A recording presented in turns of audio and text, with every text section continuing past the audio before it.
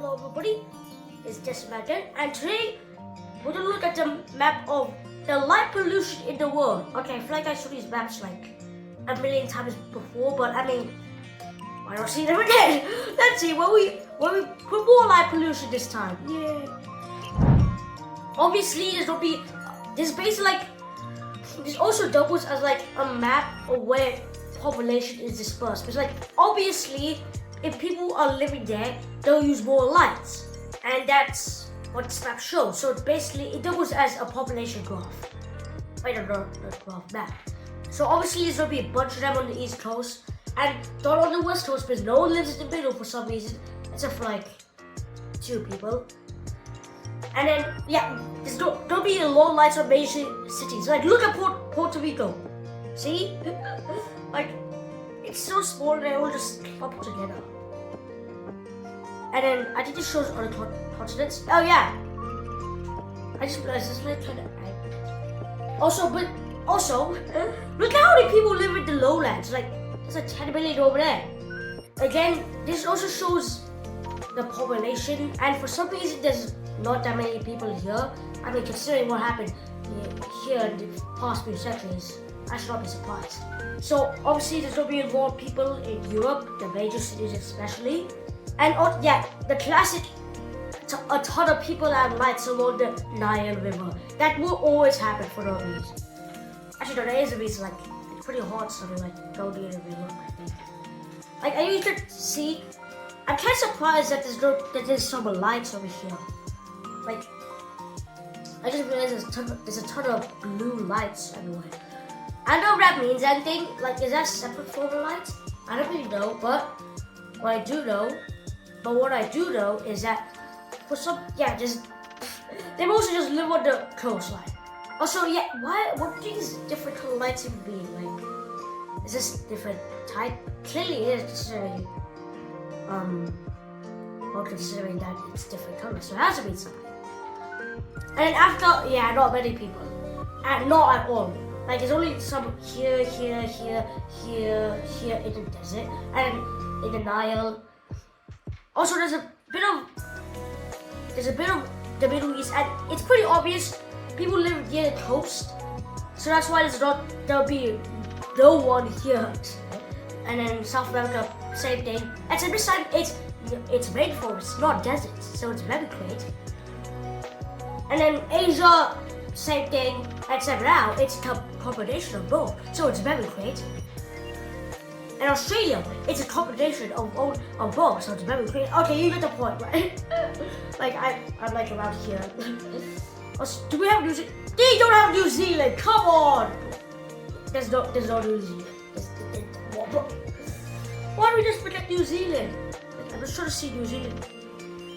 I can't really tell because that's Australia, never mind. I thought that was New Zealand. If not New Zealand, what? As a person who's not from New Zealand, I feel like that's very not friendly. Chinese percent of people by county in 1870 census. Okay, so there's gonna be a bunch of holes here because there's no Chinese there at all. A lot of the Chinese are minority, like -1% everywhere. And then for some reason there's a bunch on this coastline. I don't know why there's gonna be a bunch on the West Coast. I mean, I guess it's near China. Like, directly it's easy to go because like China's here, USA is here, so you just need to go to the ocean. I guess that's it. That's the best explanation I have.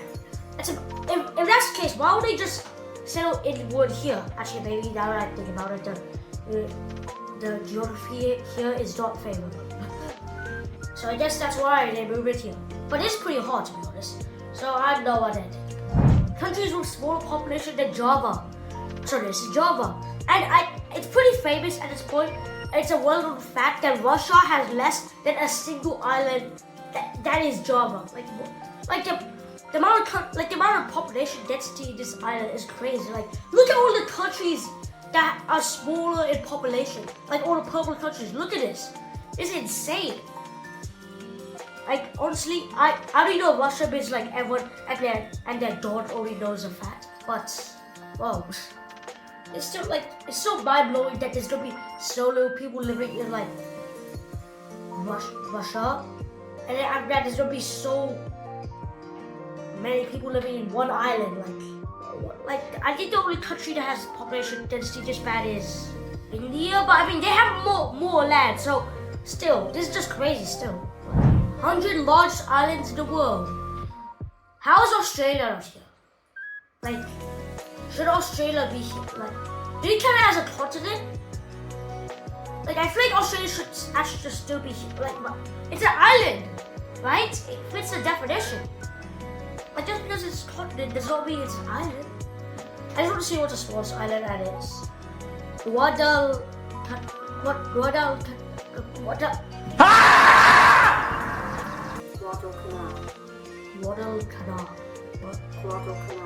Guadalcanal. I totally knew that. I definitely did not just figure it out. I definitely totally knew that. Okay, so the biggest island that's not Australia, I guess, is Greenland. Then there's the Gritty, Borneo. I think got Indonesian islands here. Actually, now that I think about it, the place is just a giant archipelago, so it's no surprise. Another place I'm not gonna pronounce, I'm pretty sure that's owned by Norway. Honshu. Oh, I forgot. There's just one giant island. What? Okay, I didn't expect Honshu to be bigger than entire Great Britain. Like, what?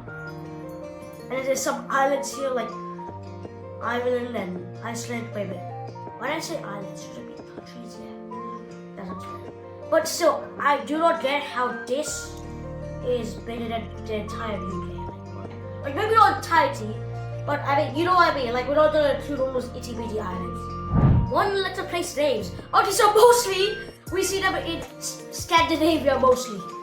Like there's O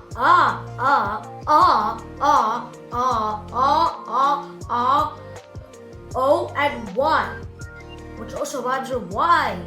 Why? Just why?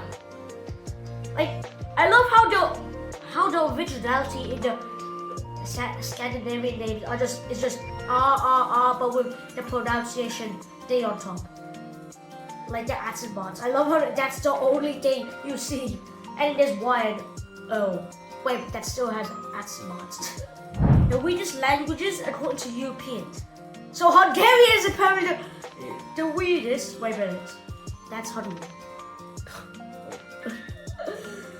Like, is your country, should I be concerned if that's how weird you think it? Like, come on, you have to admit that one, if your own country thinks your language is weird. Welsh, okay, that's fair, because I mean, have you seen, like Welsh, I'm surprised how Welsh is not at the top. Like, have you seen the amount of ridiculousness of names in Welsh? Well, like, I mean, have you seen this? Has become a social media star following a report he gave this week. Check out this tongue twister. Literally. Like, everyone just knows this thing. Degrees over coastal parts of eastern England with cloudy skies, but in the central and west Wales, just up the road from the temperature looked at 21 Celsius at 7. Can't tell why I think Welsh is weird. Like you cannot put up with this garbage. Like, hello, buddy. Today's opposite day, so I say hello at the end. Bye.